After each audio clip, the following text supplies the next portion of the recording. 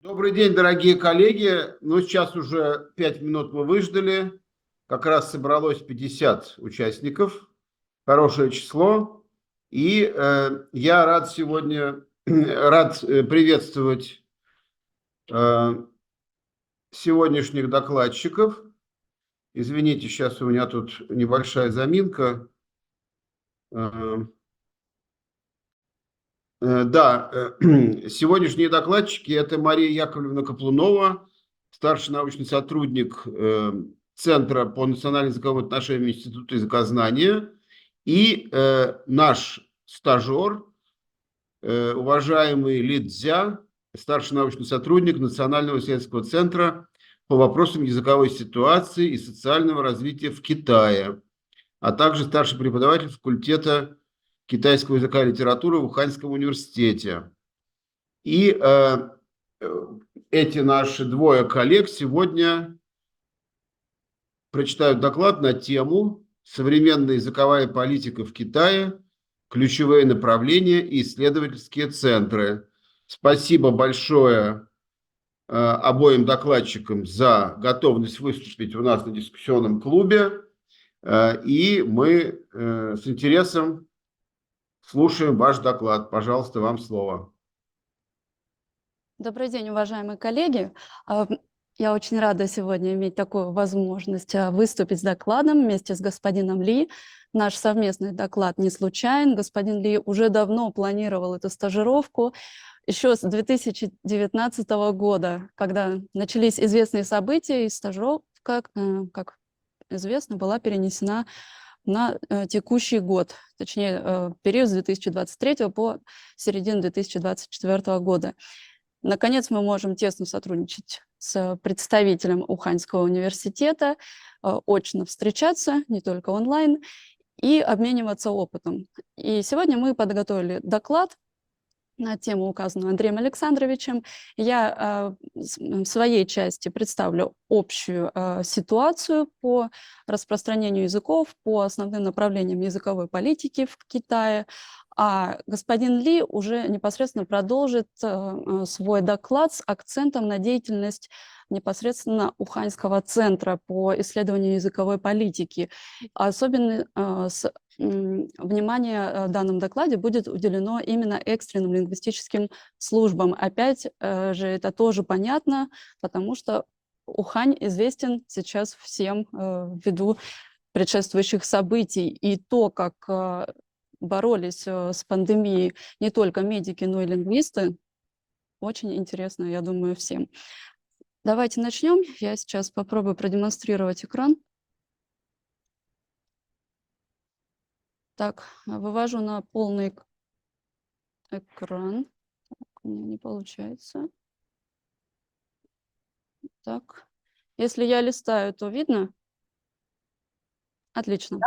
Да, хорошо видно, да. Все, замечательно. Тогда Да. я начну. Спасибо, коллеги, за поддержку. Ну так, прежде всего, общие такие вводные положения по языковой ситуации в Китае. По официальным данным, в Китае насчитывается 56 этносов.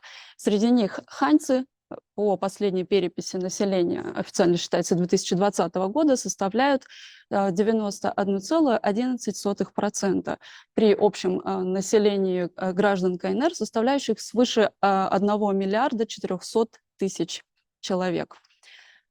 Ханьцы считаются этническим большинством, тогда как остальные 55 этносов официально признано относить к национальным меньшинствам. То есть там буквально используется калька шаошу минзу, малочисленный этнос. По последним данным, официальным именно, в Китае насчитывается свыше 130 языков и 30 видов письменности.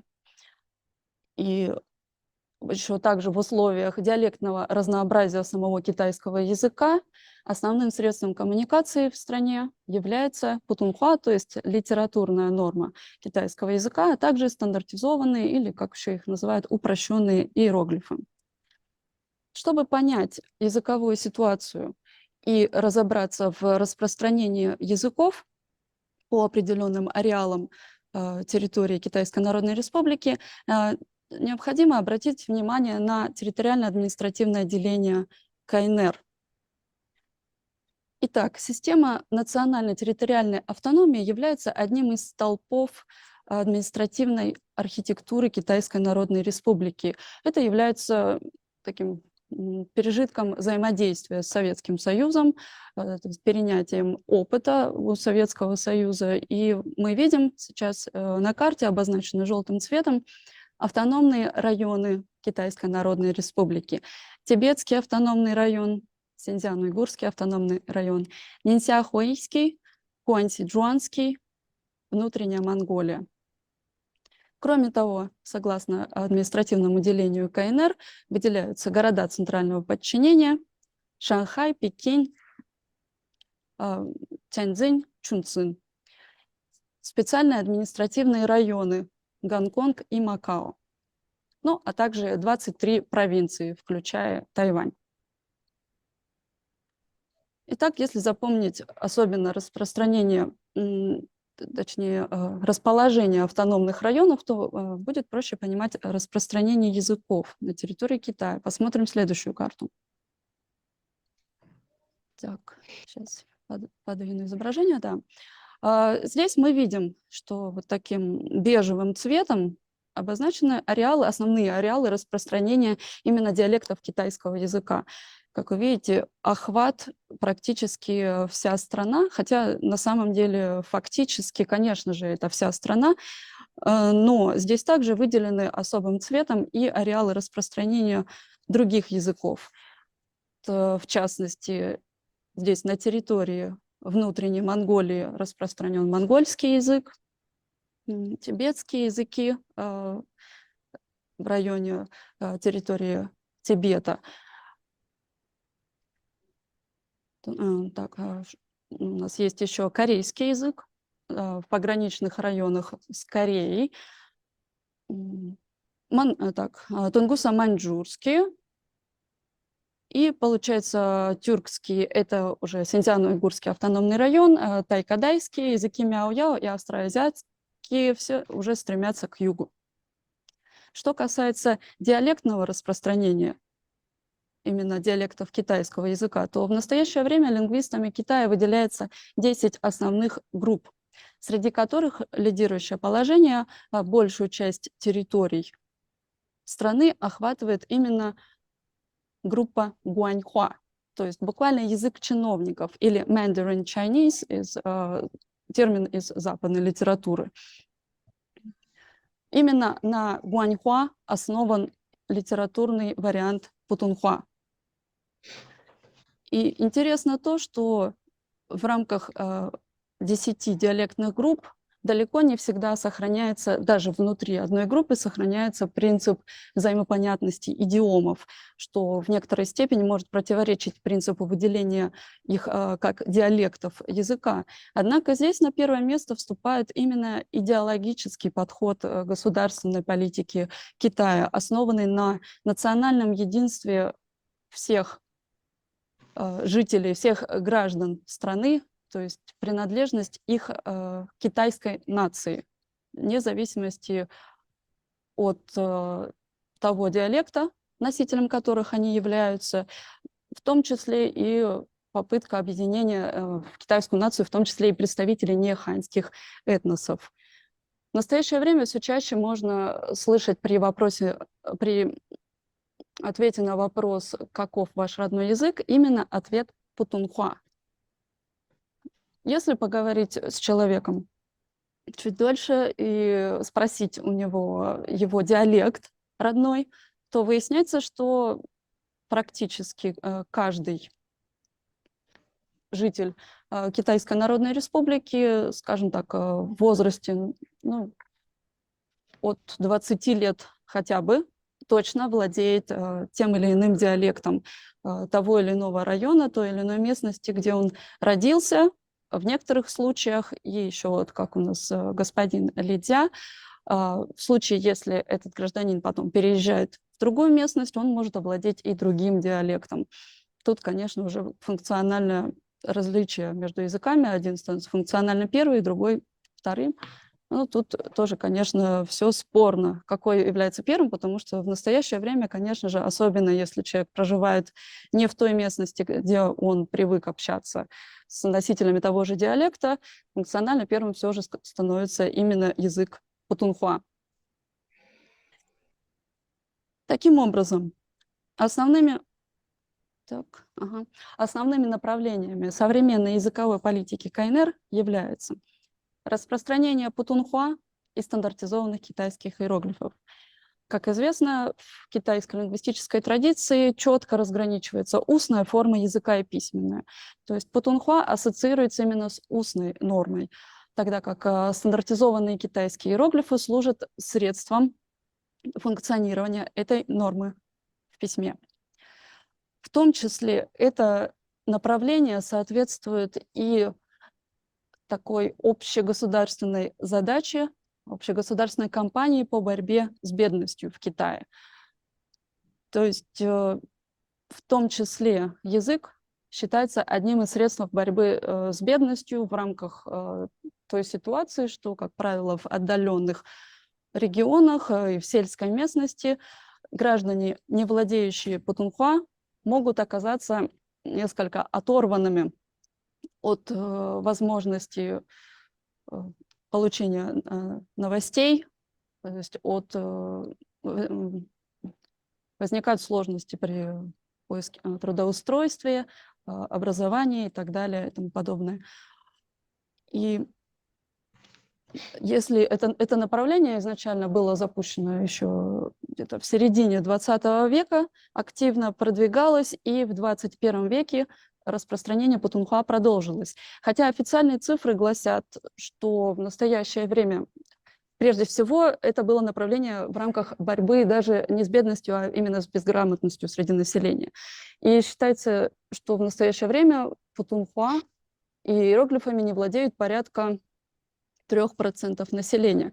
Конечно, в масштабах такого огромного населения Китая это значительные могут быть показатели, и на самом деле речь не только о сельской местности. То есть буквально в ноябре я сталкивалась с такими людьми, которые просто не умеют читать. Ну, скажем так, был частный случай, когда я искала конкретный адрес, и я решила показать на телефоне адрес, может быть, чтобы ускорить коммуникацию, и я увидела, что человек отдалился, но не признался, но было видно, что он не понимает, что написано на экране, и продолжил общение в устном формате. Но вместе с тем, как мы понимаем, распространение китайских именно нормы, литературной нормы, противовес диалектам китайского языка, может создавать и дисбаланс. Вместе с тем, второе направление – это именно гармонизация отношений между путунхуа и диалектами с одной стороны и путунхуа языками национальных меньшинств с другой. Я не случайно использую этот конфуцианский термин «гармонизация». Это именно тот термин, которым активно пользуются и социолингвисты в Китае, и политики. И в то же время на фоне активного распространения путунхуа возникла и потребность, ну, не только, скажем так, распространение путунхуа, но и глобализация и цифровизация привели к необходимости сохранения языковых ресурсов в стране. То есть произошла переоценка ценностей, восприятие отношения к языку как ресурсу, как культурному и национальному достоянию, которое нужно беречь. И в настоящее время функционирует ряд центров, которые отвечают за документацию языков, за цифровизацию их и, соответственно, проведение сопутствующих полевых исследований на местах и обновление данных по диалектам. Именно в данном направлении происходят эти исследования. Ну и, наконец, последнее направление – это распространение китайского языка в мире. Несмотря на некоторые реформы в институтах Конфуция в настоящее время, мы все равно наблюдаем активное распространение китайского языка за рубежом, методики преподавания китайского языка как иностранного. Сейчас, пожалуй, нет равных в мире, и количество преподавателей растет, и в том числе развивается данное направление и на всех уровнях образования, включая аспирантуру и постдокторантуру. Далее я хотела бы несколько охватить законодательный аспект. Несмотря на то, что на слайде вы видите название только одного закона, а именно закон об общегосударственном языке и письменности, который был принят в конце 2000 года, хотела бы просто обратить именно на него внимание, поскольку он стал в некотором смысле революционным в области языковой политики Китая. И это первый закон именно в отношении языка. До этого язык упоминался в Конституции КНР, и до сих пор, собственно, Конституция является основополагающим законом, который гарантирует права граждан на использование языка, то есть использование диалектов, на использование языков национальных меньшинств. Также законы о национальной автономии. Это законы, в которых также упоминается право национальных меньшинств на употребление родного языка. И некоторые подзаконные акты уже на уровне округов и уездов. И вот если посмотреть на закон именно об общегосударственном языке и письменности, тут интересно две вещи. Во-первых, в данном законе не используется какой бы то ни был термин, будь то государственный язык или официальный язык. То есть используется на самом деле даже вот общегосударственный язык, вот этот термин в русском языке, это не совсем корректная калька, я бы сказала, потому что можно еще перевести его, правильнее, наверное, будет сказать, именно общеупотребительный язык. То есть именно так звучит термин, который употребляется в данном законе, который гласит, что общеупотребительным языком на территории всей страны являются путунхуа и стандартизованные диалекты. Что касается... стандартизованные, прошу прощения, иероглифы. Что касается диалектов, то данный закон предполагает их употребление в особых случаях. Во-первых, употребление со стороны государственных служащих, когда это необходимо для проведения каких-то официальных мероприятий или что-то с этим связано, ведение службы, скажем так. Употребление в средствах массовой информации тоже, опять же, все идет с оговоркой, если это необходимо. То есть, может быть, для пропаганды каких-то культурных ценностей или, может быть, освещения каких-то исторических аспектов. В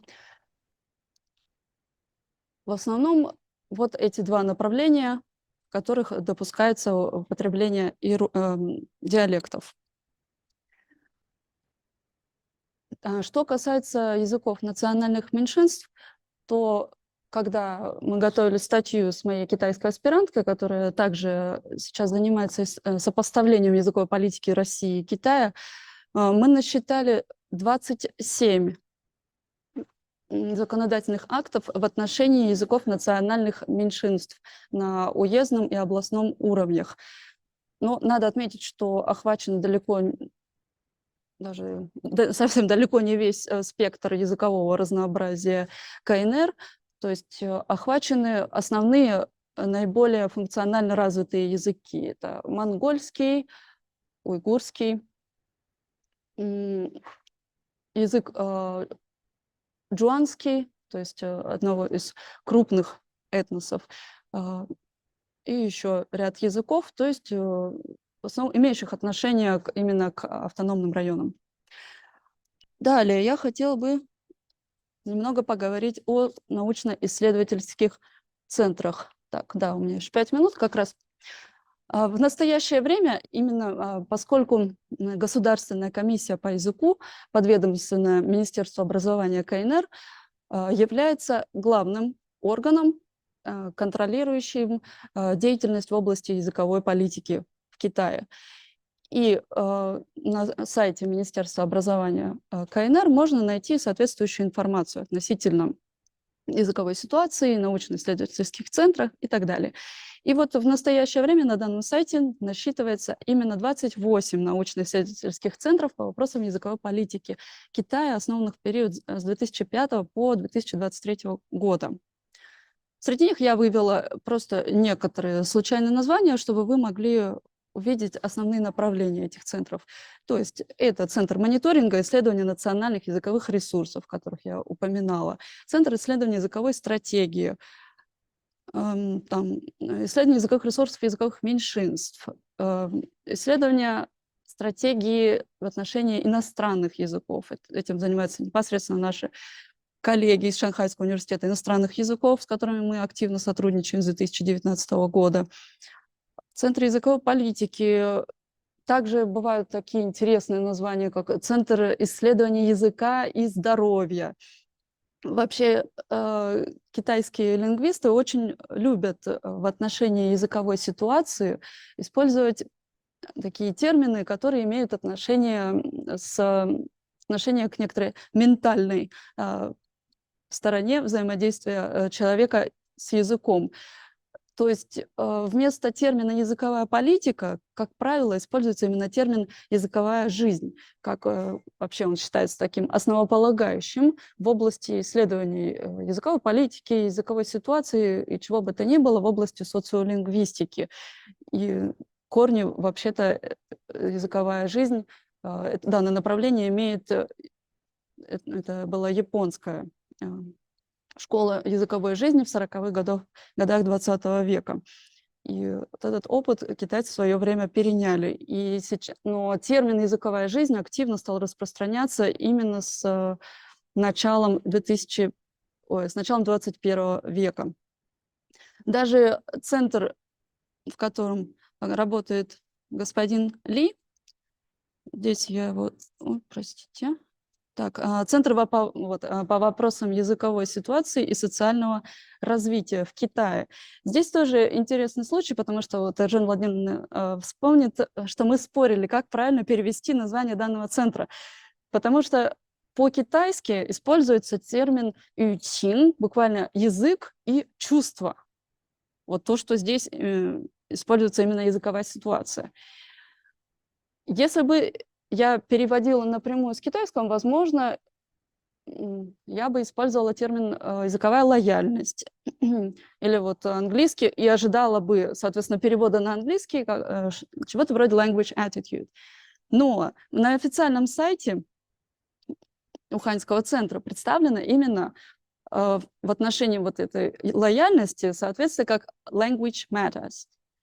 То есть языковые вопросы. Точно так же и в отношении языковой жизни, буквально языковая жизнь, так и есть.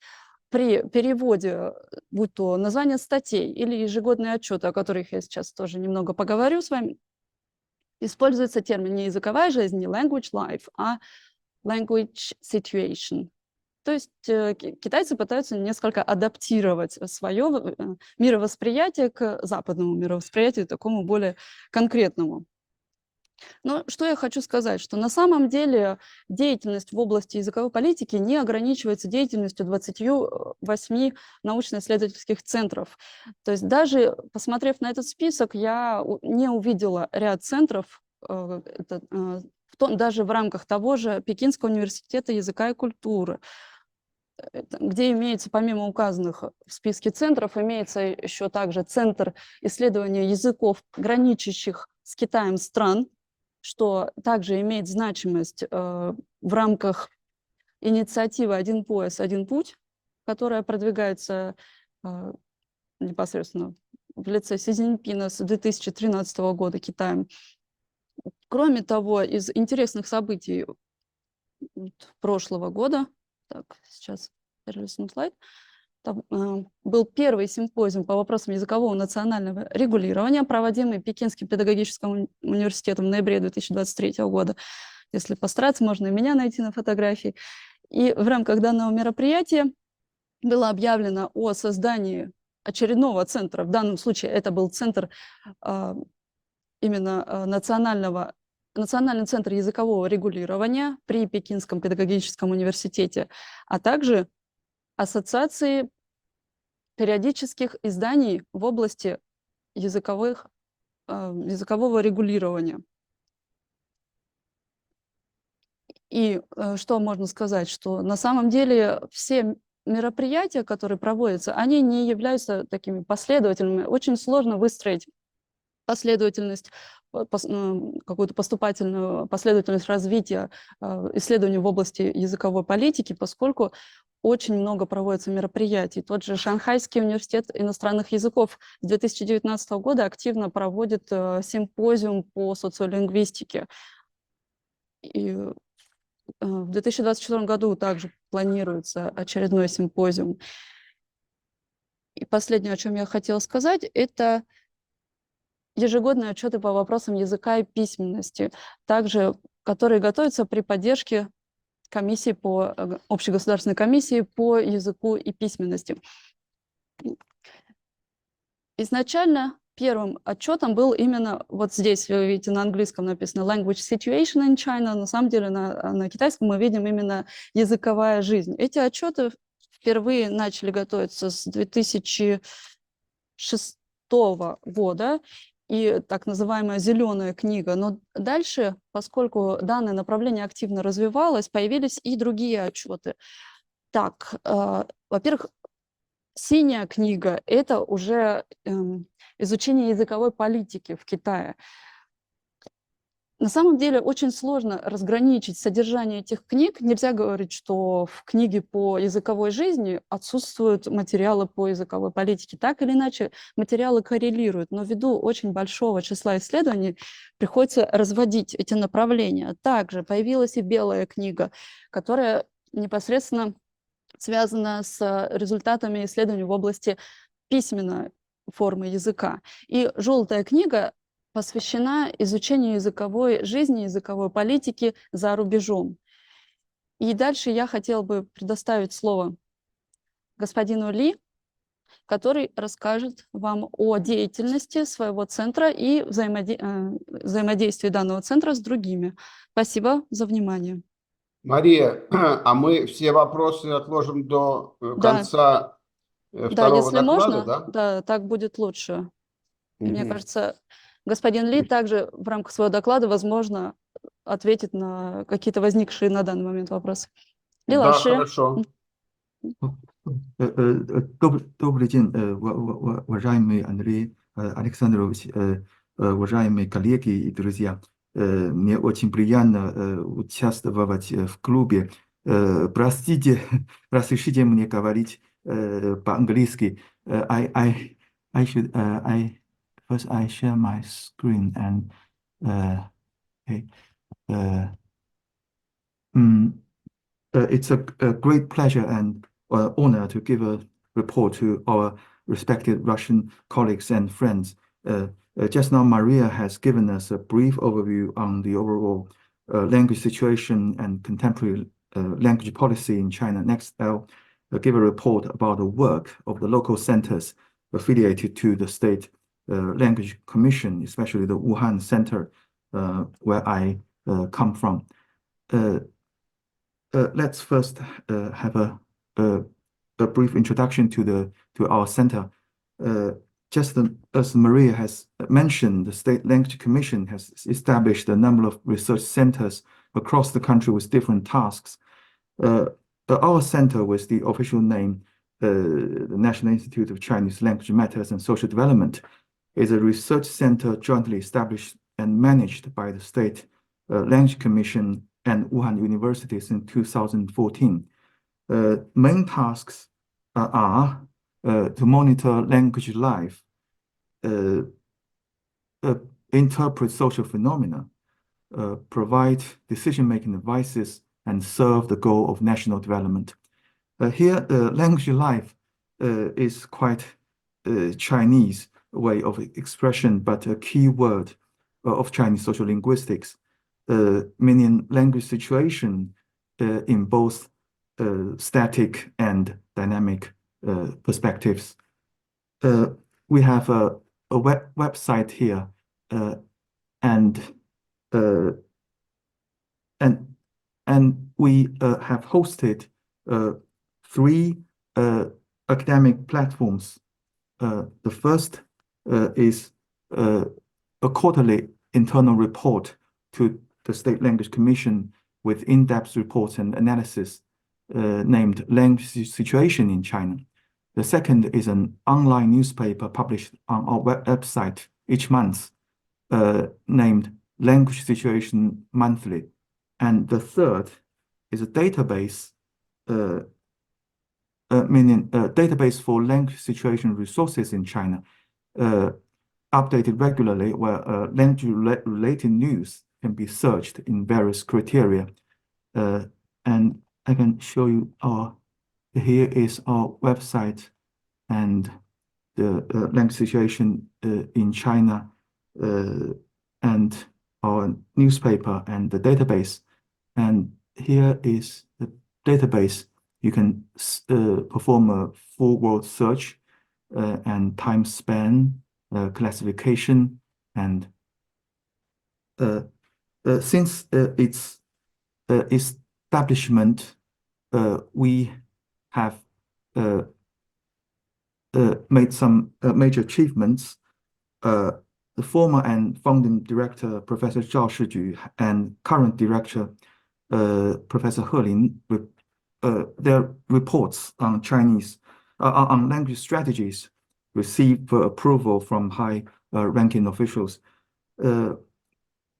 Here is Professor Zhao's article, National Language Capacity in Global Competition, published in the toppest journal in Chinese social sciences. Here I quote some of its abstract. National language capacity refers to the sum total of a nation's ability to grasp linguistic resources, provide language services, dealing with linguistic issues, develop language, and related tasks. And here are some books we published. The left series with different colors are annual reports of language situation in China and collections of our reports and analysis. The right series are books with specific themes. For example, this book named Language Service and the Belt and Road Initiative, published in April 2016, less than 3 years after President Xi Jinping first proposed the idea in September 2013. And this one named Language and AI, an interdisciplinary dialogue, published in 2021, 1 year before the launch of ChatGPT. And let me introduce our work during the pandemic. During the pandemic in 2020, the city of Wuhan was locked down for 76 days, and we didn't stop our work during that time. We edited a special issue of Language Situation in China on fighting against COVID, and we participated in an emergency project jointly launched by research centers at Beijing Language and Culture University and other institutions. And these can be seen as precursors or preparations for the discipline of emergency language service. Before that, we don't even have the concept. First, let's have a look at our special issue on fighting against COVID. Here I list some of the titles in the report written by my colleagues and also by me. Reflections on language-related issues in the prevention and control of COVID, include naming issues, government discourses, and etc. Contributions of the linguistic community in fighting against COVID, foreign language services, sign language services, on the language conveying positive energy in times of crisis, on government's discourses, reducing negative emotions, the slogan of scan of slogans in the prevention and control of COVID, and a scan of verses with overseas donations. And since I'll show you a report written by me, for which you don't have to you don't need to understand Chinese. I collected some verses and or slogans common with the emergency aids between China and other countries during the pandemic. In this picture, it's Russian. The left picture is Russian, and the right picture is Serbian, and it is Italian from the opera Turandot, and it's Italian too, from a quotation of an ancient Rome philosopher, and that's German, and it's French, and it's French and Dutch. I think it's Dutch, and it's Persian, and it's Hindi. So this is our special issue against the pandemic, against COVID. And the second work, we participated in a language service corps against COVID. The project was initiated by Professor Li Yuming. He is the key figure in the field of language policy and language planning in China. After he saw the news that Shandong medical team stationed in Wuhan wrote a manual on our local dialect themselves, because they couldn't understand some of the words in Wuhan dialect. As you may have already known, there are 40,000 doctors and nurses from other provinces came to help during the pandemic. Professor Li reached Professor Zhao, our director, and they jointly planned and organized the language service corps against COVID with the support of the State Language Council. And 5 working teams were successfully set up. The first is a design and coordinating team, mainly composed by personnel from Wuhan University, with the task of conversation designing and volunteer recruitment. I was the person in contact for volunteer recruitment, and my phone kept ringing for days after a notice was issued. The second is a corpus collecting team composed by personnel from Beijing Language and Culture University and Central China Normal University, which are 2 essential institutions in China's language protection project, with a task of voice recording and WeChat version development. The third is a technological team composed by personnel from Beijing Language and Culture University, commercial press. It's one of the most prestigious press in China. iFly Tech, that's a company focusing on intelligent speech and technology. And Transcend, it's a company focusing on online translation. Their task was to develop the mini video version and maintaining a 24/7 online dialect service system. the fourth is a product review team, and with the task of content examining, and the fifth is a publicity and reporting team. So based on different scenarios in the diagnosis and treatment of COVID, 146 words and 75 sentences were selected and recorded in 9 dialects in Hubei province, including the city of Wuhan, and also in Putonghua. Products in different forms and on different media were developed.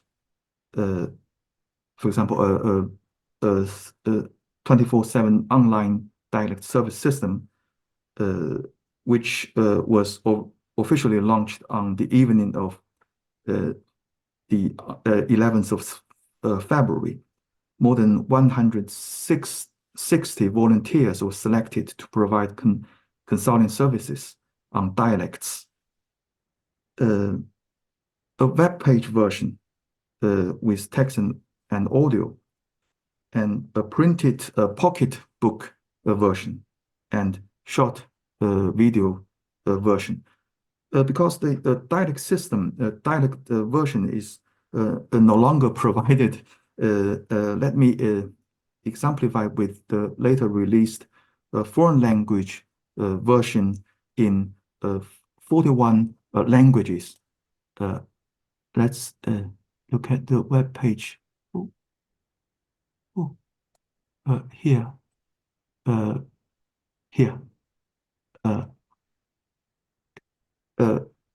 A guide to the prevention and control of COVID epidemic in foreign languages, in 41 languages. And let's see, in Russian here, with 3 subjects, entry tips, diagnosis, and action measures. And you can click here to here. Okay. Меры индивидуальной защиты в период эпидемии вызваны новым типом коронавируса. And you can switch between the subjects. Иностранные граждане, которые находятся на территории Китайской Народной Республики или планируют ее посещение, должны... Иностранные граждане, которые находятся на территории Китайской Народной Республики или планируют ее посещение, должны ознакомиться с требованиями въезда на территорию страны, мерами профилактики заболеваний. Bitte fühlen Sie die Gesundheitserklärung vor der Anreise aus. Okay. Here, I should make some clarification.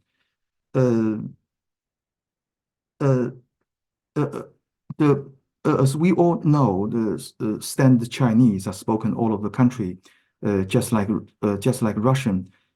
The latest official coverage rate in 2020 for standard Chinese or Putonghua is 80.72%. The city of Wuhan and the province Hubei is not somewhat remote. So why translators for dialects are needed? We did some interviews with the doctors and nurses from other provinces coming to help. It turns out there are at least two cases.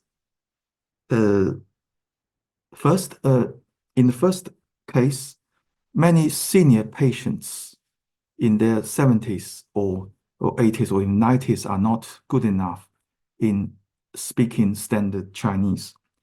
But they can understand, but speak not very well, and or with strong local accent, which is difficult for the doctors and nurses from other provinces. And in the second case, we know patients with minor or mild symptoms were isolated in field hospitals built from large stadiums or school dormitories. In these circumstances, the people got anxious easily, and they prefer to speak dialects.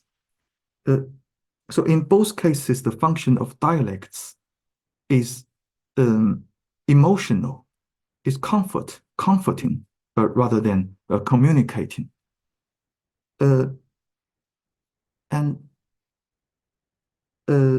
So after the situation has been better and the major lockdown has been lifted, the major work of the Language Service Corps against COVID shifted to foreign language services. The most important of which was a series of online translation and language learning system I just show you. The system includes an online query system with audio, short videos, and sticky notes in 41 languages. Contents including entry precautions, personal protective measures and daily precautions, diagnosis and treatment terms, and etc.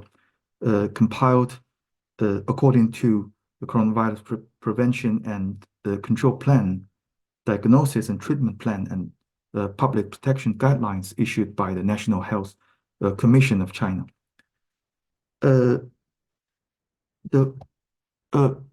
That's the 41 languages included, and I can play the Russian version of diagnosis terms. У меня повышенная температура тела.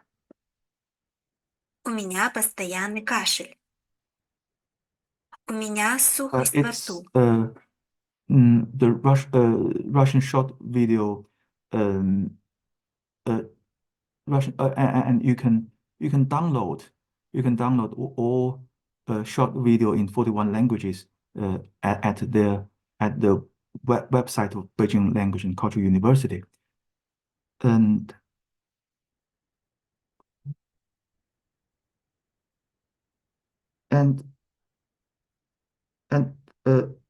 next, we have researchers on emergency language services abroad. The report on language situation in foreign countries, compiled by Shanghai International Studies University, led by Professor Zhao Ronghui, introduces the practices on emergency language services in South Korea, Japan, Germany, Russia, France, United Kingdom, and United States, and China. Let's have a look at the article on Russia. Here I quote some of the sentences. Russia has formed a vertical management system from the central government to the local level under the direct leadership of the president, with the Federal Security Council as the decision-making hub and the Ministry of Emergency Situations as the organization core. And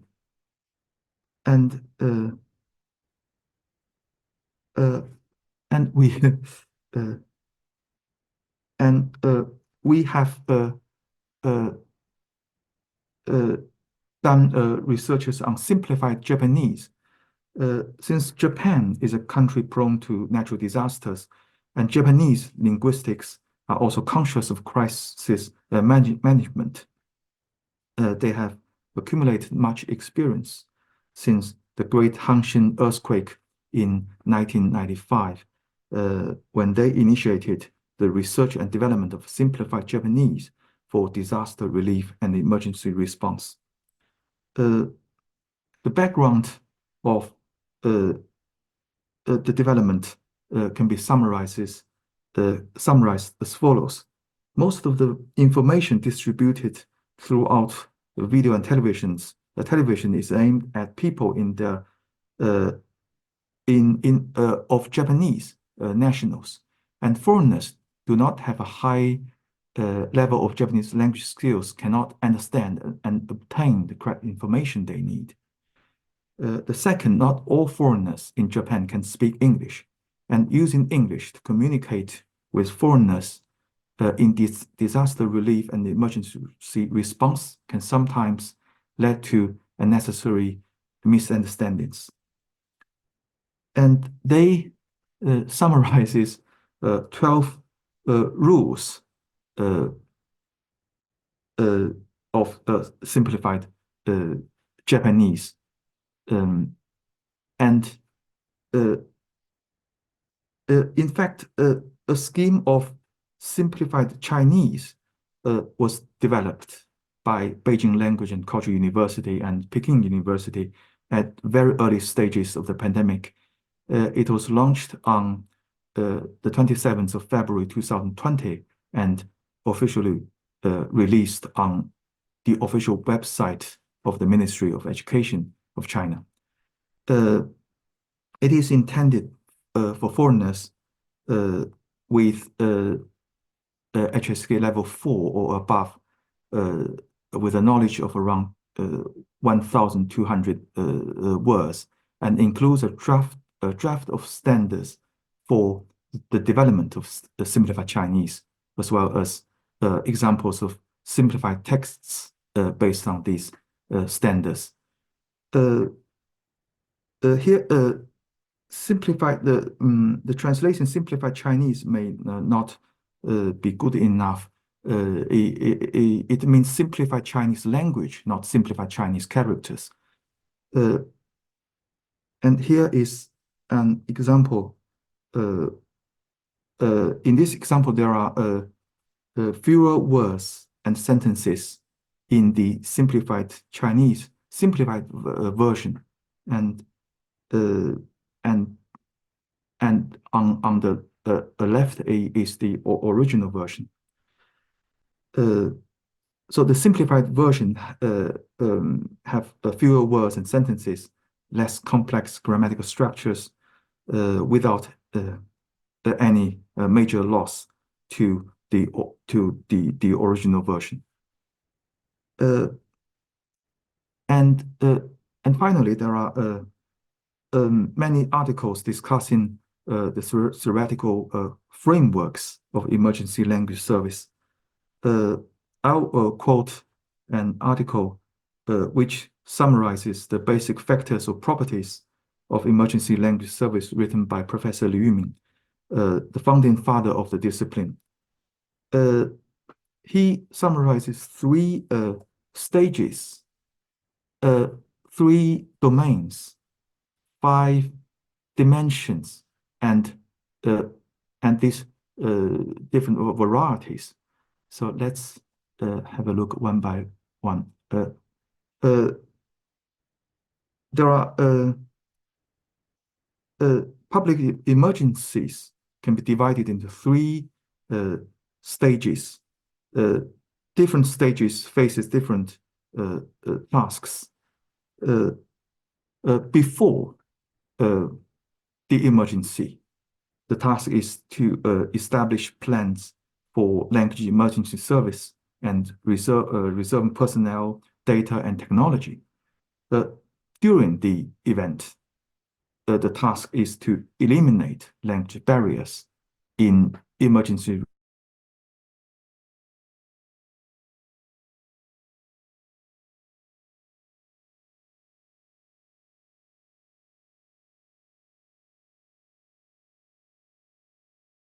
disaster risk construction, and after and preparations, and about the 3 dimensions. The goal of communicating, the goal of the domain of communicating is to make transmission, understanding, and feedback of information barrier-free. The goal of comforting is to use language to comfort the emotions of people affected in emergency events. And the goal of monitoring is to monitor social opinions and provide positive guidance. As for the 5 domains, the first is governance. That's coordinating and planning all kinds of language resources, forecasting language needs in public emergencies, and promoting the formulation of relevant laws and regulations and emergency plans. The second is mobilization. That's coordination and deploying relevant researchers and preparations before and after the event, and mobilizing personnel, material, and financial resources from all sectors. The third is intellectual. That's scientifically designing plans or preparing for implementation. The fourth is data, the data dimension. That's building corpuses, including Chinese corpus, multilingual parallel corpus, and linguistic knowledge base for emergencies. The fifth is technology. That's preparing technical means, equipments, and infrastructure and evaluation standards for language information processing. And the varieties include the first is 普通话, include not only the standard variety but also local varieties, and also Chinese dialects, minority languages, major foreign languages, include the 6 official working languages of the UN and important regional languages, and also languages of neighboring countries, and sign language and Brill.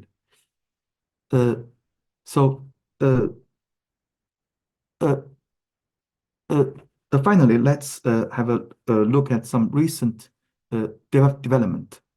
In addition to theoretical research, the Chinese scholars are incorporating emergency language services into emergency rescue and drills in disaster-prone areas. In last October, the National Emergency Language Service Corps organized a drill on emergency language service for a mega earthquake in Ganzi Prefecture, in Sichuan Province. Ganzi Prefecture, there are many Tibetans in the area. The drill included exercises on rapid response and command, assistance in rescue and evacuation, assistance in medical care in field hospitals, and multilingual publicity and psychological comfort, with special emphasis on how to comprehensively use 普通话, Standard Mandarin, minority languages, and Chinese dialects to carry out emergency communication in different scenarios. And here we have 2 pictures. The picture above is the emergency command center in Sichuan Province, and the picture below is the National Emergency Language Service Corps at Beijing Language and Cultural University, and this gentleman is Professor Li Yuming, and they have a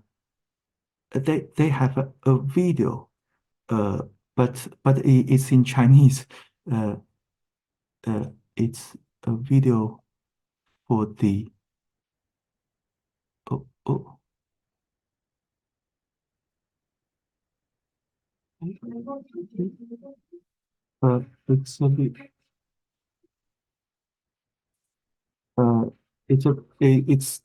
it's all in Chinese. 藏族自治州 And 位于 it- 四川省西部，境内有7条活动断裂带，其中先是队伍逆袭出发，前往镇中甘孜县四通达乡，在协调派遣救援队伍及省外支援力量时，加强语言志愿者随队前往协助。They're the language volunteers. 随队的双语志愿者在机 The 场队伍集结点与救 bilingual 援队 volunteers. 汇合前往灾区四通达乡开展救援工作任务。 And their work. 你问一下他那种我们动态的时候，这个后面有没有垮塌的危险？ This is a drill. This is a drill, not for real. 2小组的证吗？开展救援。另外，灾区现场情 Hotline. 每天按照要求向国家应急语言服务团接上级指示。虽然受伤群众较多，但是有足够的懂安多方言的应急医护志愿者民安置点，针对不会用汉语交流的藏民开展灾害应急宣传，宣读政府救灾安置的帮扶政策，增强灾民对灾害指示、国家政策的了解。 有力协助安置点各项工作开展。与此同时，应急语言服务志愿者在3民安置点协助开展心理抚慰工作，特别是针对那些不会用汉语交流的藏民。 But this is the scenario for psychological comfort. 上的安抚和支持。吃住行政府都会给你免费，后续就是房屋啊这些都会给你解决。现在是11月7日上午9时。 Oh, okay. That's the end of my report. And спасибо большое за внимание. Okay. Да, большое спасибо обоим докладчикам. Спасибо вам. И теперь есть возможность задать вопросы и обсудить двойной доклад. Я вначале хочу уточнить, наверное, у вас, Мария, если у нас господину Ли будут вопросы, их надо задавать на английском или как-то по-другому будем делать?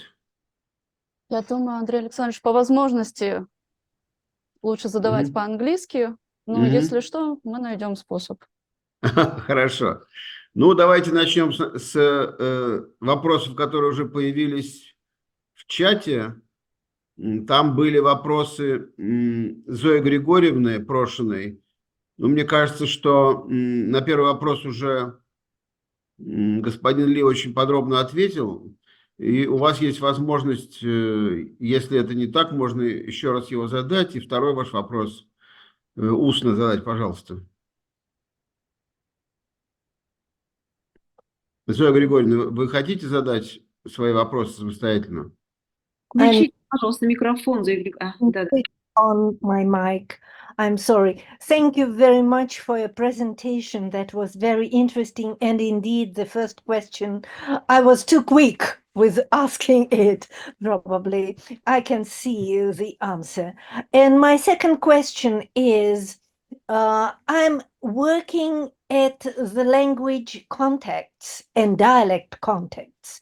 So I'm interested in the situation with this very issue in China.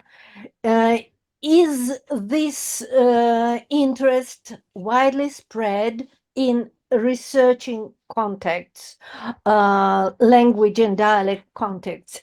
And how popular is the idea of China or Chinese English in China nowadays? Thank you very much. The first question is about the relationship between standard Chinese and dialects. Is it? 李老师是关于接触。Contact between dialect and languages. We have a lot of researches on contacts between different dialects since the 90s. when the China since the opening up and reform after the 1980s and 1990s, the population movement within China is very huge movements of population comparing to the situation before 1980s or 1990s. So there are a lot of contacts between dialects and also minority languages. The local varieties, they some of the local some words in dialects, they came to the standard language, absorbed into the standard language, and they became part of the standard language. Certainly, 普通话 in the last 30 years affected the local varieties and dialects a lot, but the reverse is also happening. There are many effects of dialects on 普通话 too. So about the researches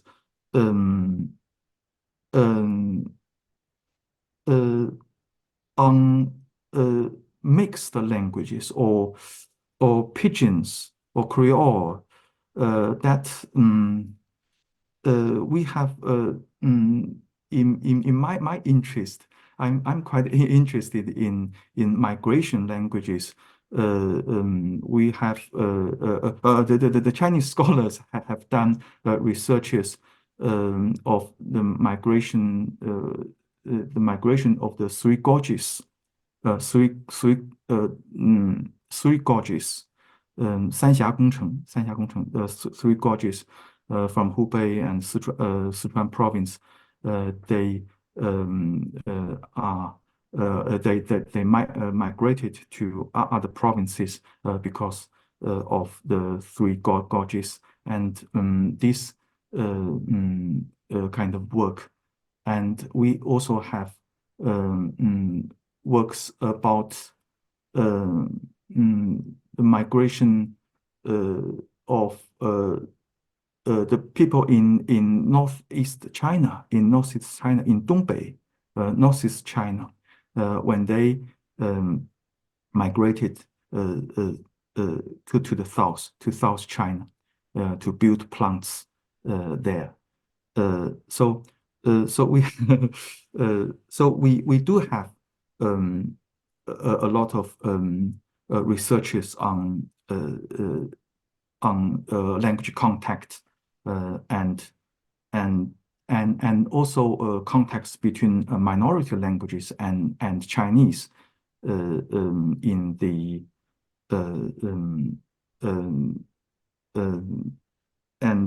this for example in the Xinjiang Uyghur region and in Qinghai Tibetan region, and there are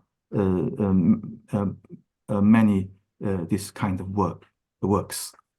So this as for the second question, it's about English in China, or it's about Chinglish. It's about Chinglish or the Chinese. China English with its specifics, cultural specifics. That's Chinese English, not Chinglish is pidgin. Oh, English is pidgin. English in China with its specific with can you make an example of it's the the way we can easily recognize a Chinese person speaking good English, but still we can recognize a Chinese person. Is this concept recognized well in China or not? As far as I know, it is Chinglish. But we do in the foreign language teaching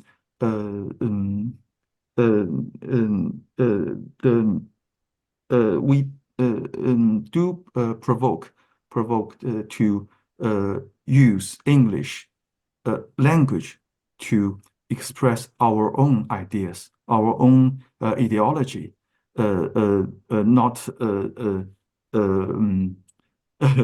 adopt the Western values unconditionally. We do provoke to use English to express our own values.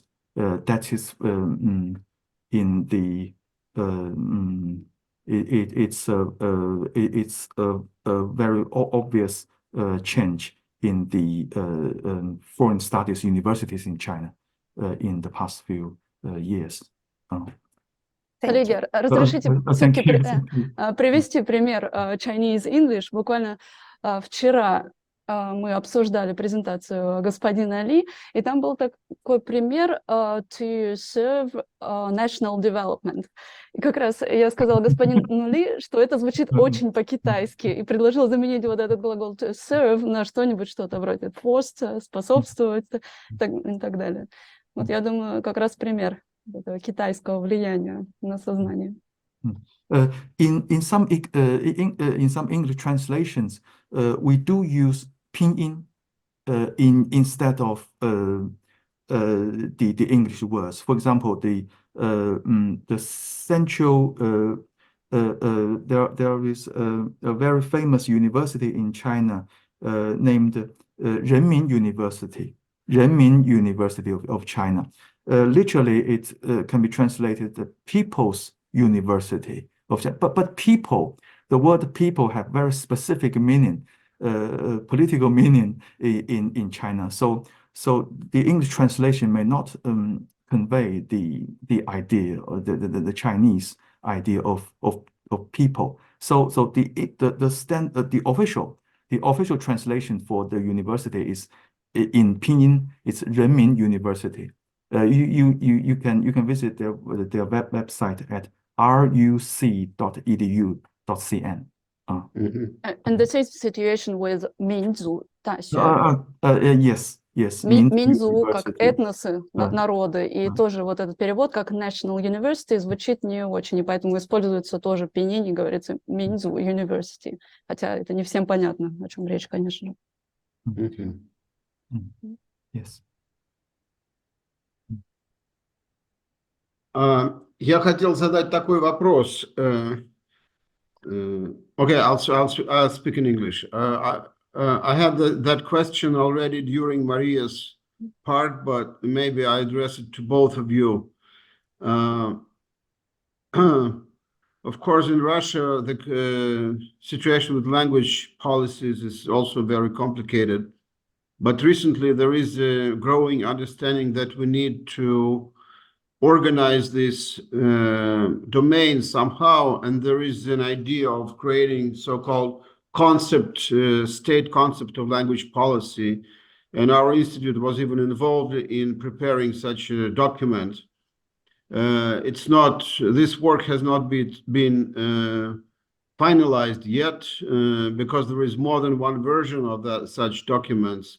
There is one created by a group from our institute, and another one created by the Ministry of School Education. And I guess the government has not yet decided how to proceed, but at least there is an understanding that such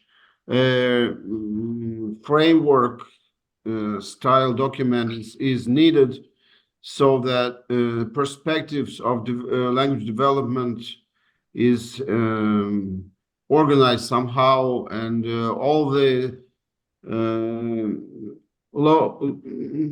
small-scale efforts are somehow fit into this general framework.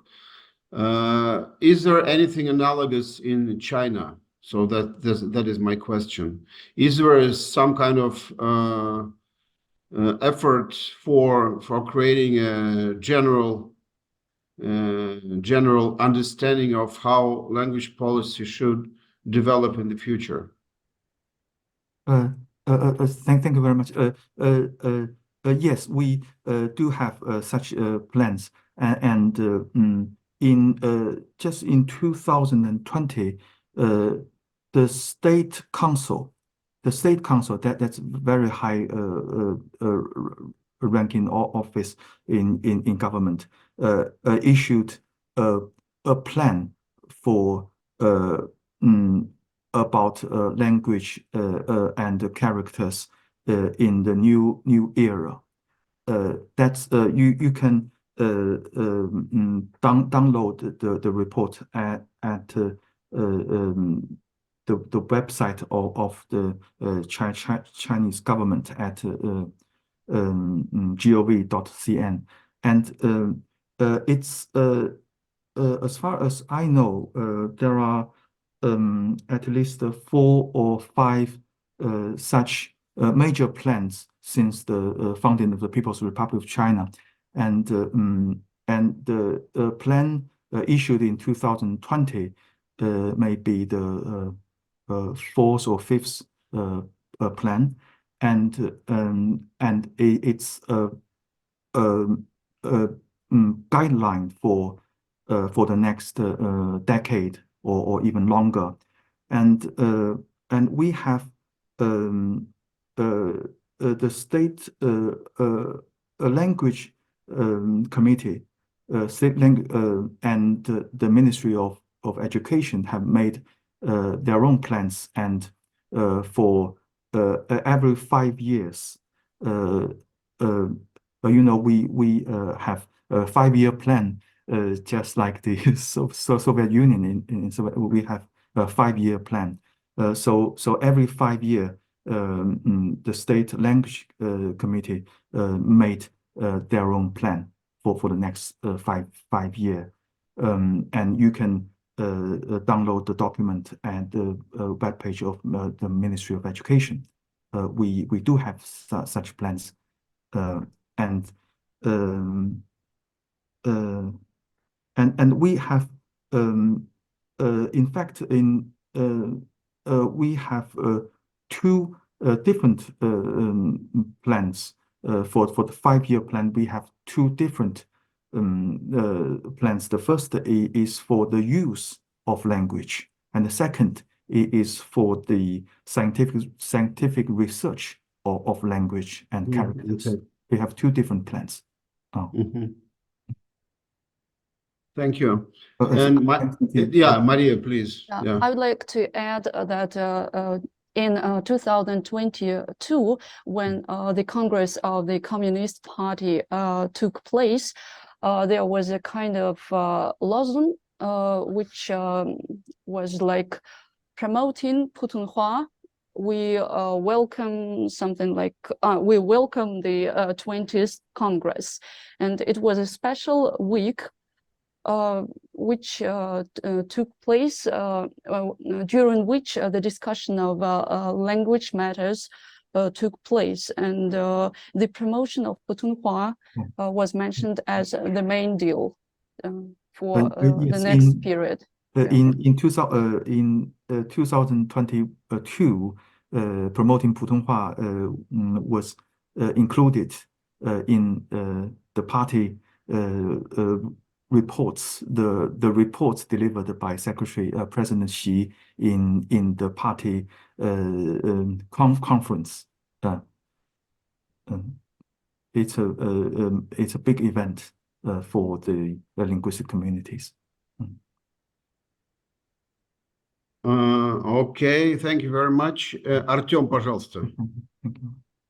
Да, спасибо. Ну, у меня как бы сложная ситуация, потому что если я спрошу по-русски, то Дзяли не поймет. 如果我用中文，其他的人不明白。Therefore, I have to ask in English. I have two questions. The first one is concerned with Mongolians. This ethnic minority is somewhat special because they have their own country. And I would like to ask, because I have read some negative news about Mongolian language in Inner Mongolia. Are there some Inner Mongolians who depart to Republic of Mongolia because of this negative language situation? And are there some people from Republic of Mongolia who came in China, to, for example, to work or for any other reasons?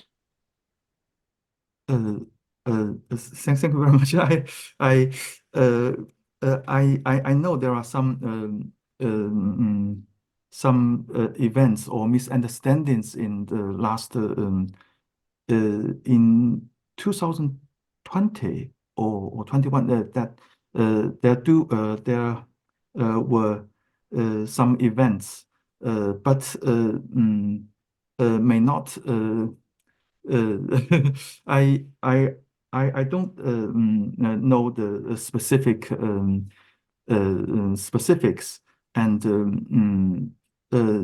this I don't think there are crisis for the Mongolian language, because when you can visit Chinese website of comparable to YouTube, there is a website named Bilibili. I'm sure you know the website. On the website there are many Mongolian songs. I like them very much, and I don't think the Mongolian language is in crisis, and they are taught at different levels of the elementary, from elementary to middle school. But the misunderstanding is the Mongolian people should master the national language of China, that's Putonghua, for their own sake. When they want to go to a university, want to go to work somewhere, they should master, they should learn Putonghua, and that don't contradict to their own language.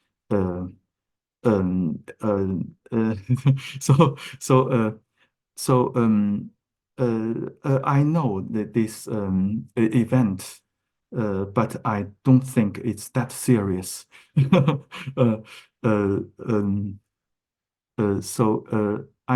I don't know some the language situation in the Republic of Mongolia. It's beyond our research, and I'm sorry for that. Okay. There is a question by Yuri Kvashnin in chat, and I would ask Maria to answer this question. Так, что означает словосочетание мандаринский диалект и употребляется ли оно сегодня в Китае? Да, на самом деле Mandarin Chinese – это заимствование из португальского, это в значении Mandarin как чиновник. То есть португальцы именно так называли китайских чиновников. И, соответственно, китайский вариант данного термина – это гуаньхуа, буквально так и есть, речь чиновников. То есть у нас в русскоязычной литературе принято использовать именно китайское заимствование, тогда как в западной литературе предпочитается вот это португальское заимствование. Вот, ну и, может быть, надо добавить, что все-таки по-русски мандаринский диалект звучит, ну, не знаю, как такой варваризм, что ли, ненужный эквивалент английского термина, для которого уже есть вполне нормальный устоявшийся русский перевод. Вы согласны с этим? Да, возможно, поэтому он и не прижился в нашей литературе, дополнительных значений. Ну, я дальше буду по очереди давать слово вопросам из зала, так сказать, и из чата. Пожалуйста, Ержан Владимировна. Да, спасибо, коллеги, за очень интересный двойной доклад. Я задам вопрос скорее, наверное, Марии Яковлевне, потому что у у меня два вопроса, второй совсем маленький. Вот начнем с более, так сказать, большого, да. Вот вопрос касается вот emergency language service, да, вот это вот явление, вот и почему Мария Яковлевна, ну, потому что я как-то, ну, была впечатлена вот тем, как вот это дело, так сказать, поставлено, да, и широко развернуто в Китае, вот. И почему Мария Яковлевна? Потому что, ну, господин Ли Цзя, ну, во-первых, понимает русский язык, да, во-вторых, тут надо сравнивать, да. Ли Цзя, вас не было, так сказать, в России в это время, вам, наверное, трудно будет сравнить, да, а Мария как раз вот имеет возможность, мне кажется, сравнить, значит, ну, обе страны, да. Так вот, emergency language service, да, ну, мы все пережили вот пандемию ковида, вот, и вот из доклада у меня создалось впечатление, да, что в Китае вот эта вот лингвистическая часть вот этой страны, она была гораздо, так сказать, более детально как-то разработана, да, и реализована, вот, на разных языках, на разных диалектах, да. У нас тоже были такие прецеденты, в общем-то, в России, да, были случаи, ну, точно, вот на татарском языке, еще на каком-то языках там были вот эти всякие предостерегающие вот эти надписи, какие-то рекомендации, да, но это имело такое маргинальное значение, да, и вся вот эта вот, весь этот инструктаж, там какие-то прочие вещи, они, конечно, производились вот на русском. Конечно, Ли Цзя объяснил, да, по ходу своего выступления, что, во-первых, это была забота вот о людях, так сказать, старшего поколения, которые не все это понимали, да, там психологический комфорт и так далее. Но вот, и вот Мария Яковлевна тоже, когда вот в своем докладе упомянула, что есть люди, которые не понимают, да, стандартный вот путунхуа,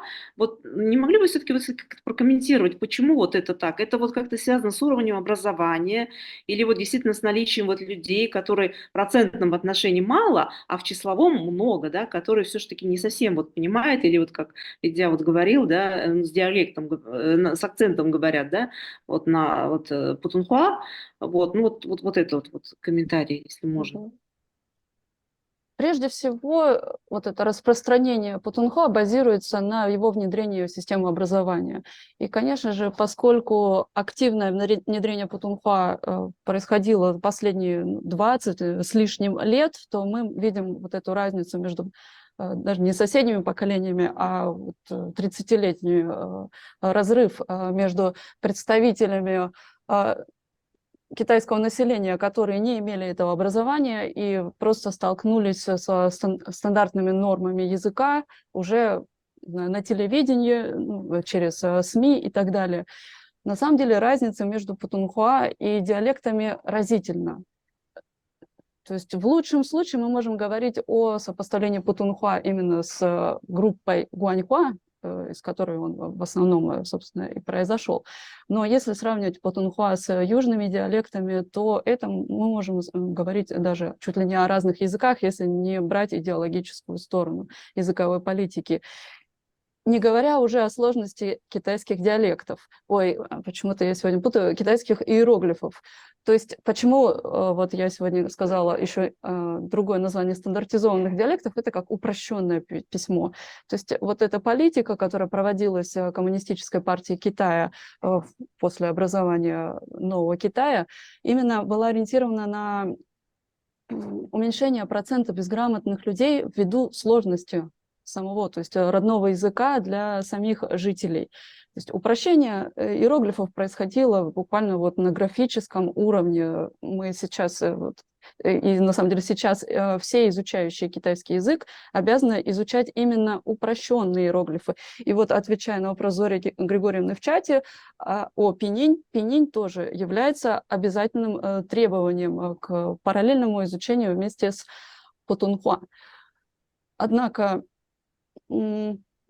те, кто глубоко изучают китайский язык и культуру, они, конечно, должны уметь хотя бы узнавать традиционные иероглифы внешне, распознавать их.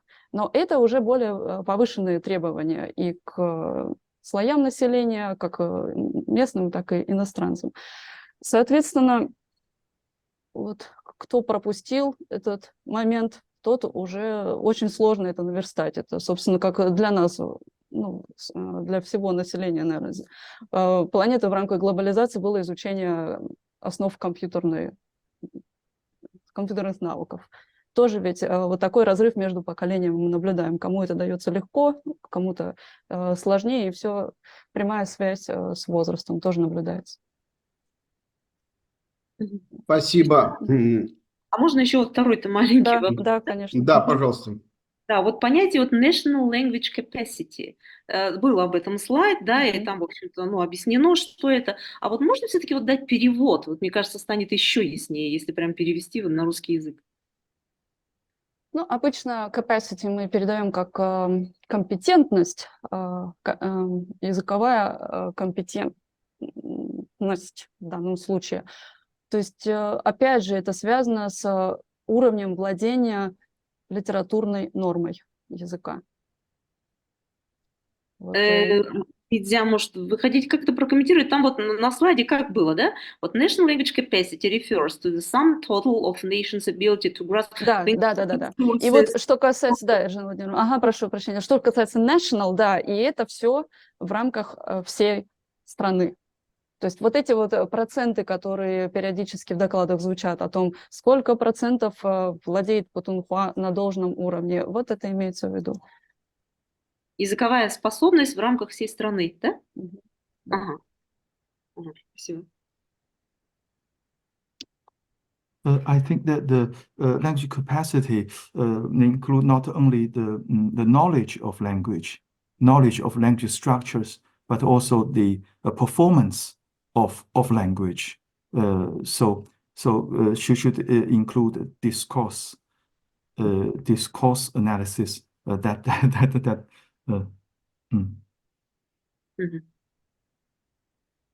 В общем, перевода нет, получается. Невозможно перевести, насколько я вижу.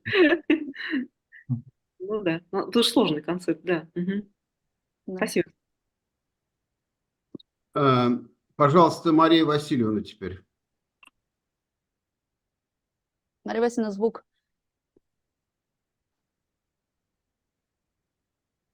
Извините. Спасибо, Андрей Александрович. Прежде всего я хочу сказать, что доклады очень понравились оба, и они панорамно представили картину языковой ситуации или жизни в Китае, насколько это возможно в рамках доклада.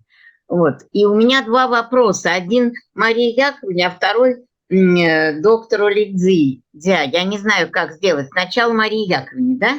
Наверное.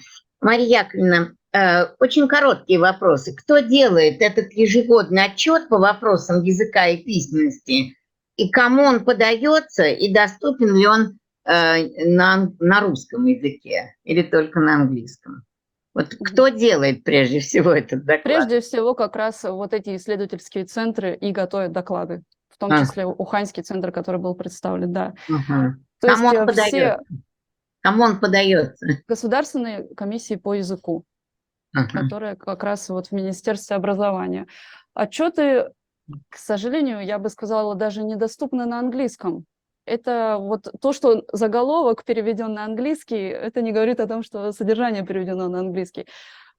В английском версии есть несколько текстов отчетов по языковой политике в Китае. Это был немецкое издание, книга 2008 года, когда были собраны наиболее интересные с точки зрения именно читателей в Германии тексты и переведены на английский язык. Есть даже Санкт-Петербургский государственный университет года 3 назад готовил перевод на русский язык отчетов по языковой ситуации. Но это не свод отчетов, это просто одна книга. Тогда как отчетов уже накопилось множество, и они все на китайском, к сожалению. Очень жаль. Мы бы тогда могли познакомиться полноценно, так сказать. Да, и тогда спасибо большое. Вопрос к доктору Ли Цзя. Может быть, вы переведете? Я прошу прощения. Я, может быть, не совсем уловила ответ на свой вопрос в его докладе. Почему в китайской социолингвистике не популярен или не употребляется термин «языковая политика»? Это скорее не настолько популярен, как языковая жизнь. Может быть, так задать вопрос? Нет, вот вы говорили, что языковая жизнь употребляется, Да. а языковая политика именно вот не используется. Вот так я поняла. Ну, Мария Васильевна, прежде чем задать этот вопрос, я все же скажу, что термин используется. А Даже вы ответите. Ну, хорошо. синяя тогда. книга именно посвящена именно языковой политике. Вот именно буквально калька, языковая политика. Ну, тогда снимается. Но это как часть языковой жизни. Тогда спасибо, с вопрос снимается. Хорошо. Так.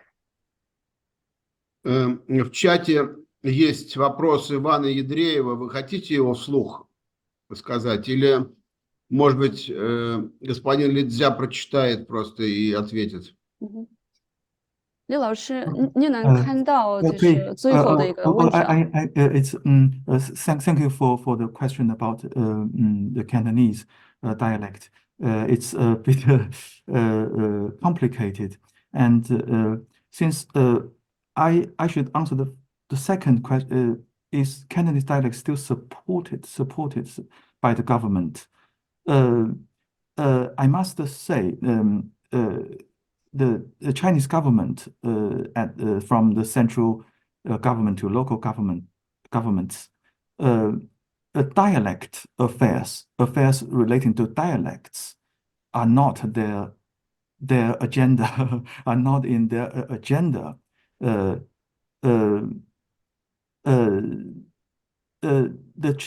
law and the policies, linguistic policy, language policy, are only regarding to standard Mandarin or Putonghua. Only in the last decade, the protection of dialects are included in local government affairs. And so is the question, is Cantonese dialect supported by I don't know how to the Chinese government. I think they don't we can't say that they support any variety of Chinese dialects because it's not in their agenda. It's not in their agenda. Their agenda at present is the protection of dialects, not supporting any variety of dialects. I don't think the government I don't think it's the support. It's the right word for regarding this official. Yes, it's the very problem I reported last December is Cantonese. Cantonese still an official tongue in Hong Kong. Yes, but when you read the Chinese original version, it is 中文. It's 中文. Literally, it means Chinese characters. Chinese characters, not language, in the basic law of Hong Kong. The expression is 中文, it's Chinese character, not Mandarin, not Cantonese, not any varieties of. So it's a problem. It is really a problem, but along with Putonghua and English, in the basic law, the expression in basic law, it's the Chinese character and the English character. The two are the official language of Hong Kong.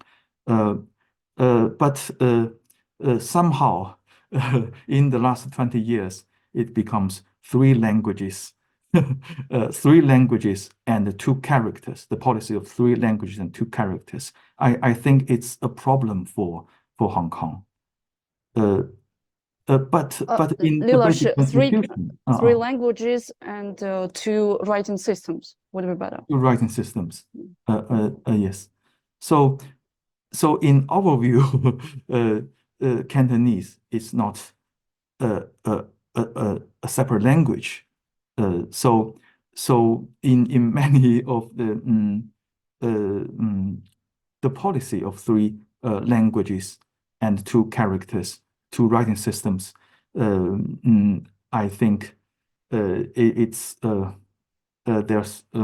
problems in the expression. So it is a problem, and it needs time to solve, to be solved.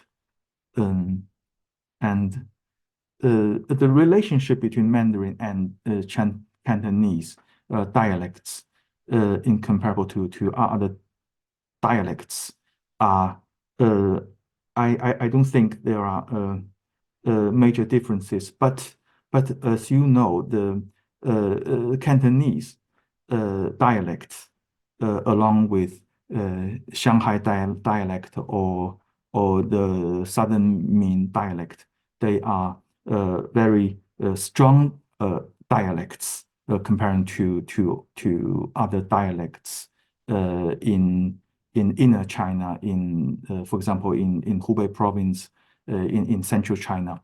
So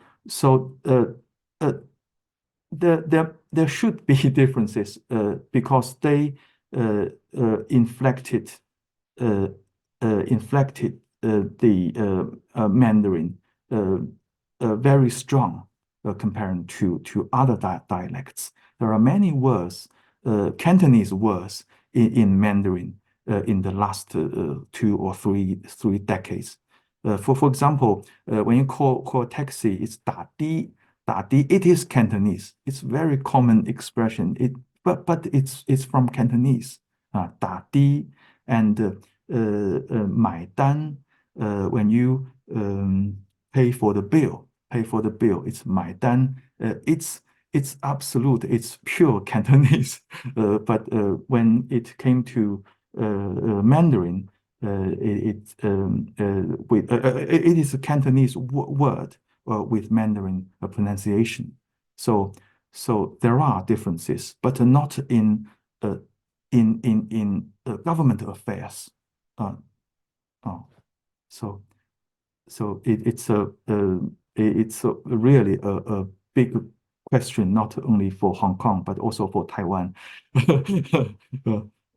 In Taiwan, the Mandarin and the Southern Min or Hokkien and Hakka dialects are considered as different languages in the last 20 or 30 years. So it is really a problem. Mm-hmm. Well, we definitely see that language policy is a complicated domain. Артем, пожалуйста. Well, that was the topic of my second question. Just that we can say, of course, that Cantonese is a variant, is a dialect of Putonghua, but we for sure cannot say that Tibetan language and Uyghuric language are dialects. They are for sure different languages. Yes. So, speaking about language policy, I know that Tibetan autonomic region and there is also Xinjiang Uyghur autonomic region. They have their own governments, but in what degree their governments can provide their own language policy? Because, for example, in Russia, it's sometimes difficult because there are republics, but these republics are very formal. So you can't, for example, provide your own exams, your own language standards, and so on. Maybe in China this is different. So speaking about this autonomic regions, Tibetan and Xinjiang Uyghur, can they provide their autonomic language policy or not? Thank you for the question. So first, I must say, what you mentioned, I do not agree with in Xinjiang and Tibetan. You say they have their own governments, but I don't agree with that because they are autonomous regions established learning the Soviet systems, but they are regions, not republics. So the China, People's Republic of China is not a federal state. So they are the Xinjiang and the Tibetan Xinjiang Uyghur region, Tibetan Uyghur region, all the autonomous regions are provinces. The same status as provinces. So their policy regarding to languages should comply with the national law. The national law Maria have just mentioned. The 国家通用语言文字法 or общий I forgot the Общеупотребительный язык. So they can make their own language policies and local regulations according to the national law. So it's I think it's not quite the same as as the situation in Russia. But in Russia they are republics. They're republics. They have their own presidents, or they may have their own constitutions. But it is not not the same in China.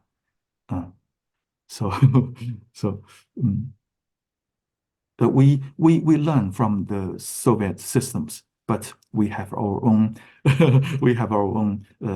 characteristics. Okay, thank you. Thank you. I also have a question, continuing the previous one. Of course, there are small minorities in China, especially in the south. And is there any particular policy towards these small languages spoken by just some thousand people? And is there effort for documenting these languages? Yes.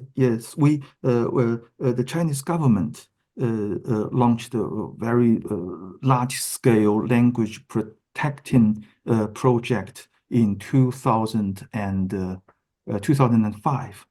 So they documented nearly 2,000 locations, including both Chinese dialects and minority languages. And they have published very large volumes of these languages, and they have set up a website to demonstrate the structures and the materials in these languages. But for the minority languages of that some thousand people speaking, I don't think they can in protecting them we should first document them, and this work have completed in the last few years. But if the inheritance, the task of social use, I don't think this task can be done by governments because some people they may choose not to speak their own language, so that's not the will of the government. Okay. And thank you. And I think that my last question is about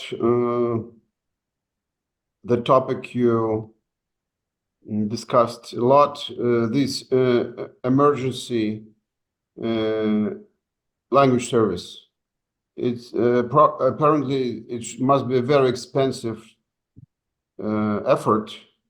And can you tell us something about the economic aspects of this work? How it is funded? How many people are involved? This kind of things. Sure. We should think about the economic perspective. During the pandemic, we don't. The cost is not so important issue during the pandemic. But afterwards, this is I think this is the question Professor Li Yuming and other professors they consider they have considered. For now, the personnel included in the services, as far as I know, they are volunteers. So you don't have to pay them, and the systems. The online systems and these systems can be funded by the government and funded by the Ministry of Education and maybe the Ministry of Emergency Management in the future. And so I don't think it's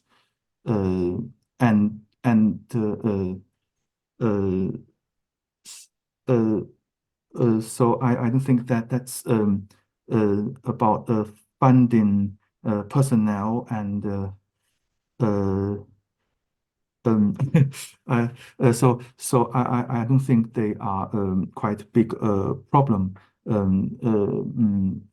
So the big problem I think is how to normalize the system. To establish, for example, to establish a professional branch at the Ministry of Emergency Service to persuade them to build a professional branch of language services. I think it is the most difficult task to accomplish. Okay, thank you very much. Yeah. Thank you, Alexander. All right, now it's the last chance to ask some question or make a comment about the talks we heard. Последняя возможность задать какой-нибудь вопрос или высказаться относительно того, что мы сегодня услышали в обоих докладах, коллеги. Андрей Александрович, здесь в чате был вопрос относительно названия Гонконга, о том, что китайское название Сянган не похоже на Хонконг. Li Laoshi, as far as I know, Xianggang is closer to Cantonese variant of the name of Hong Kong, and Hong Kong is just the English, the British variant of the name of this region. Yes? Yes. Yes, Hong Kong is Cantonese pronunciation. Xianggang is Mandarin pronunciation. Ah, okay.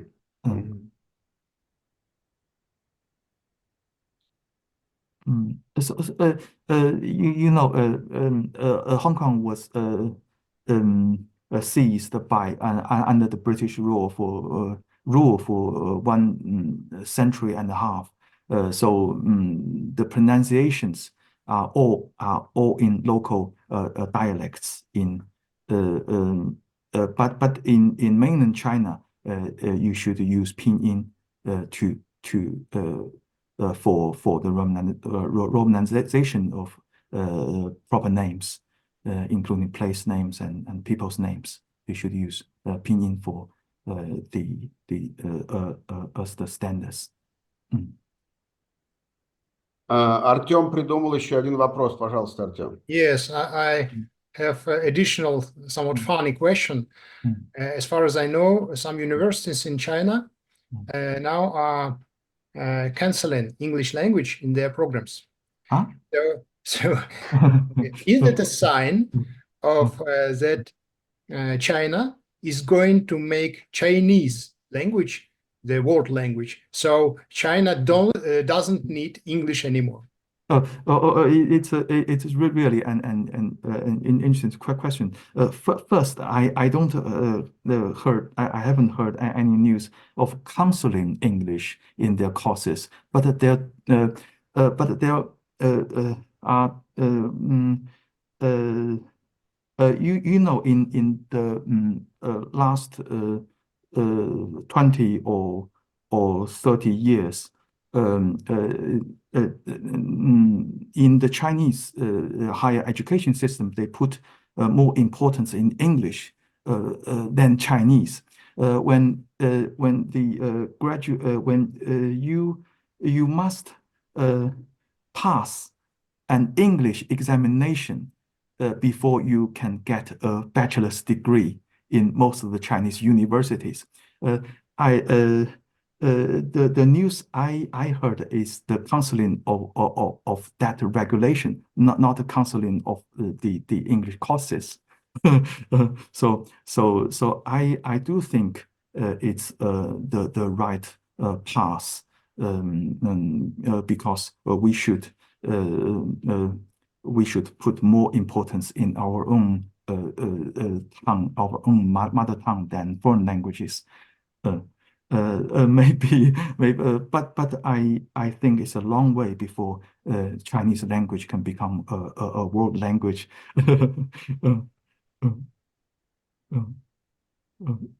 Thank you very much. Тогда придется бороться с мировой безграмотностью.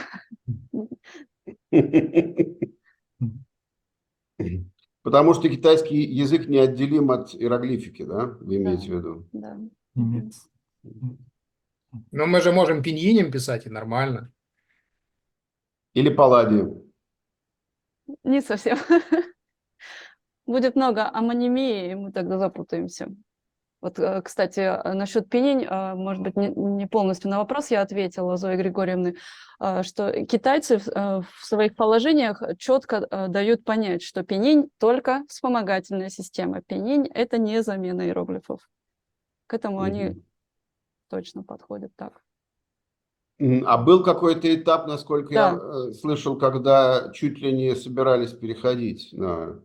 Да, были Пинyin. обсуждения. Да. Нет, не то, что на пинyin подбирались варианты, может быть, перейти на латиницу, даже были варианты перехода на кириллицу, разрабатывались проекты в Советском Союзе.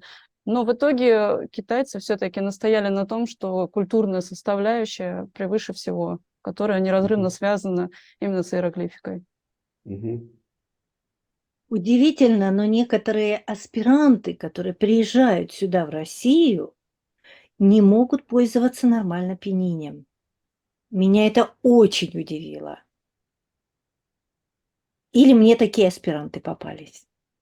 Мне кажется, ничего удивительного в этом нет, потому что из-за амонимии пользоваться пиньинем очень тяжело для носителей китайского или даже для иностранцев, которые знают китайский на высоком уровне.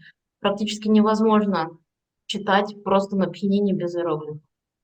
Но записать свою фамилию с ошибками – это тоже как-то странно. Но дело в том, что они же изучают пинyin только в начальной школе, а потом остальное время пользуются только иероглифами, и далеко не все пользуются пиньинем во взрослом возрасте. Кажется, это не очень удивительная ситуация. Да, еще хотел бы отметить, что у нас есть вариант кириллицы, то есть система Палладия, то есть стандартные нормы перевода, ну, не перевода, то есть транслитерации и транскрипции, да, китайских иероглифов. И с этим тоже возникают проблемы, потому что не все владеют этой нормой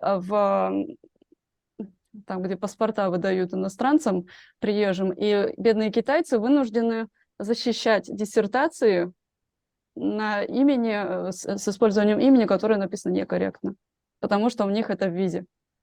Вот почему я в программы индоевропейских переводчиков западных, которые изучают английский, французский, немецкий, всегда настаиваю, чтобы у них был модуль, по которому они изучали пинyin и, соответствие, перевод на русский с английских текстов китайских имен.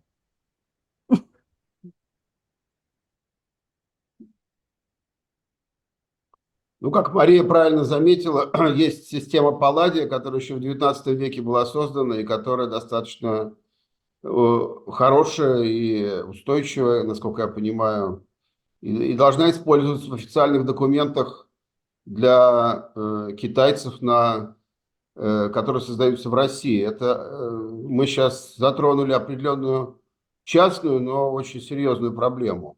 Да, да, да. Это очень важная проблема, которую я называю посредованным переводом, когда английский выступает посредником между китайцами и русскими. Это очень важная проблема. Кстати, действительно, на самом деле, я вот тоже неоднократно сталкивалась, когда сотрудники миграционных служб, которые выдают визы китайцам, некорректно пишут имена китайцев не с использованием системы Палладия, а так, как им захотелось. После этого действительно китайцы в России могут испытывать некоторые затруднения из-за того, что их имя написано некорректно. Я абсолютно согласна с этим. Ну что же, коллеги, кажется, дискуссия у нас была очень подробная и интересная. Мы коснулись самых разных сторон языковой жизни, пользуясь китайской терминологией. И оба доклада были чрезвычайно информативны и интересны. Мы, кажется, впервые в истории нашего дискуссионного клуба коснулись языковой политики Китая. Думаю, что это первый раз, но не последний, потому что это огромная тема.